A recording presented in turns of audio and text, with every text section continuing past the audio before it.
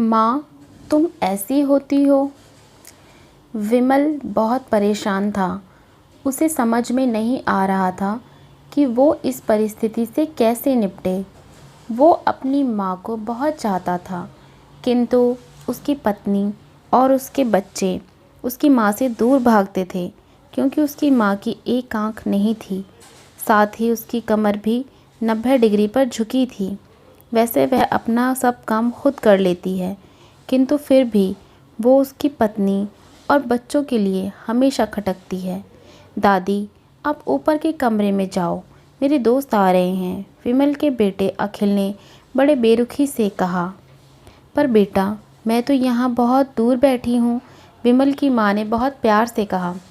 नहीं, आप उनके सामने मत रहो, वो मुझे चिढ़ाते हैं, अखिल ने ज़ोर से डांटते हुए कहा। क्या हुआ अखिल, क्यों चिल्ला रहे हो?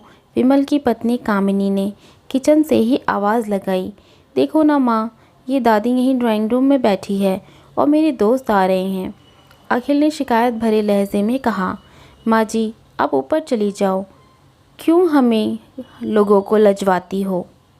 बेचारी सरस्वती चुपचाप उठकर जीने के सहारे ऊपर जाने लगी। कमर झुकी होने के कारण उन्हें ऊपर चढ़ने में बहुत परेशानी हो रही थी, किंतु वो पूरी ताकत के साथ ऊपर अकेले एक कोने वाले कमरे में जाकर बैठ गई। विमल बाजू के कमरे में बैठा सब सुन रहा था। उसे कष्ट हो रहा था कि उसकी माँ को अपमानित होना पड़ रहा है, किंतु वो असहाय था। अगर वो कुछ कहता तो पत्नी और बच्चे उसका विरोध करने लगते।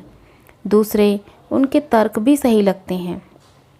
चूँकि वो एक प्रशासनिक अधिकारी था, उसका सामाजिक स्तर बहुत ऊंचा था। उसकी ससुराल भी एक उच्च घराने में थी, अतः वह चुपचाप इस तरह हर दिन अपनी माँ को अपमानित होते देखता रहता था। रात को विमल की पत्नी ने कहा, देखो जी, अब कुछ करो। कल कलेक्टर साहब की पत्नी आई थी। माँ जी अपनी देसी धुन धारा में उनसे मिली। मुझे बहुत शर्म आ रही थी, बताते हुए कि ये मेरी सास हैं। मैंने कह दिया कि दूर के रिश्तेदार हैं, इलाज कराने आई हैं। विमल को रोना आ गया, किंतु फिर भी वह चुप रहा। उसे समझ में नहीं आ रहा था कि वो क्या करे। अपने बेटे की मनः स्थिति को सरस्वती अच्छी तरह से जानती थी और बेटे को कोई कष्ट ना हो, इसलिए वो हर बात चुपचाप सह लेती थी। विमल बहुत उदास रहने लगा। एक तरफ परिवार और सामाजिक स्तर पर जीने की प्रतिस्पर्धा थी, तो दूसरी ओर माँ की बहुत ज़्यादा दुखी देख नहीं सकता था। एक दिन उसने अपने बेटे से कहा, विमल, बहुत दिन हो गए, मैं अपने गांव जाना चाहती हूँ, मुझे वहाँ पहुँचा दो। मेरा यहाँ मन नहीं लग रहा। किंतु माँ, वहाँ तो कोई नहीं है तुम्हारी देखभाल करने के लिए। कौन करेगा तुम्हारी देखभाल वहाँ? विमल ने आश्चर्य से पूछा। अरे, सब गांव वाले तो हैं, और वो तुम्हारे मामा जी तो उसी गांव में रहते हैं, और फिर भी हम सारी व्यवस्था कराएंगे ना। कामनी को तो जैसे मन की मुराद ही मिल गई हो। हाँ बेटा, बहू सही कह रही है, सरस्वती ने लंबी सांस लेते हुए कहा। विमल जानता था कि गांव में माँ की देखभाल करने वाला कोई नहीं है, लेकिन अपनी पत्नी की जिद के कारण वह अपनी माँ को गांव छोड़ने पर विवश हो गया। माँ को गांव छोड़कर आते वक्त उसे रोना आ रहा था तथा अपनी बेबसी पर गुस्सा भी आ रहा था, किंतु परिवार, पत्नी और समाज ने उसके इन मनोभावों को दबा दिया और वो सुकून सा महसूस करने लगा। कुछ दिनों बाद उसके चाचा जी, जो अमेरिका में रहते थे, आने वाले थे। जब विमल बहुत छोटा था, उसके पिता जीवित थे, तब वो भारत आए थे और उसके बाद वो अब भारत आने वाले थे। पूरा परिवार और आस पड़ोस बहुत उत्साहित था। अमेरिका से विमल के डॉक्टर चाचा आ रहे थे। डॉक्टर रमेश ने जैसे ही घर में कदम रखा, सबने मिलकर बहुत उत्साह से उनका स्वागत किया।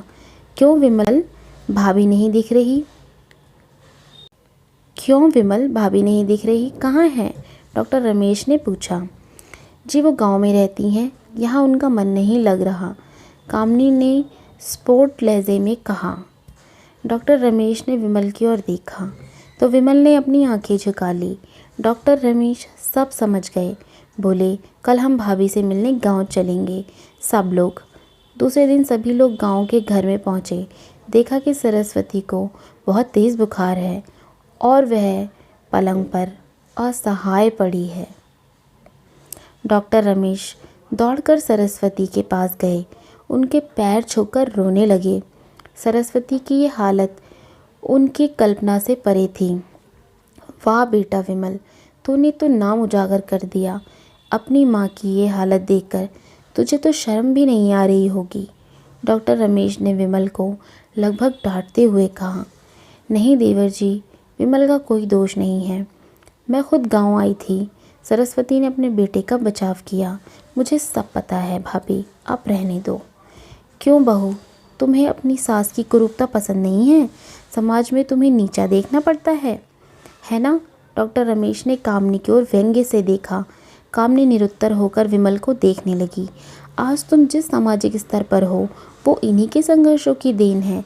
और बेटा विमल, तुम्हें शायद मालूम ना हो कि बचपन में जब तुम 1 साल के थे तब छत से नीचे गिरने के कारण तुम्हारी एक आंख फूट गई थी और तुम्हारी रीढ़ की हड्डी की समस्या भी बहुत ज़्यादा थी। तब तुम्हारी इस कुरूप माँ ने अपनी एक आंख और अपना बोन मैरो तुम्हें देकर इतना सुंदर स्वरूप दिया था। कामनी बेटा, इतने सालों तक संघर्ष करके बेटे को प्रशासनिक अधिकारी बनाने वाली इस संघर्षशील औरत की तुम लोगों ने यह दशा कर दी। ईश्वर तुम्हें कभी माफ़ नहीं करेगा। डॉक्टर रमेश की आंखों से आंसू की धारा बहने लगी। अब भाभी, आप मेरे साथ अमेरिका चलेंगी। यहाँ इन स्वार्थी लोगों के बीच नहीं रहेंगी। डॉक्टर रमेश ने सरस्वती से कहा, विमल को तो काटो तो खून नहीं था। डॉक्टर रमेश जो उसके चाचा थे, उन्होंने जो राज बताया उसके बाद तो विमल को यही लग रहा था कि उससे ज़्यादा पापी इंसान इस दुनिया में और कोई नहीं है। वह दौड़ता गया और माँ सरस्वती के कदमों से लिपट गया। माँ, मेरा अपराध तो अक्षम्य है। मैं जानबूझकर चुप्पी साधे हुए था। मुझे माफ़ कर दो। अब सिर्फ आप ही मेरे साथ घर में रहेंगी और कोई नहीं। विमल ने आग्नेय दृष्टि से अपनी पत्नी और बच्चों को देखा। कामनी को भी बहुत पश्चाताप हो रहा था, किंतु उसकी हिम्मत नहीं हो रही थी कि वो सरस्वती से आंखें मिलाए।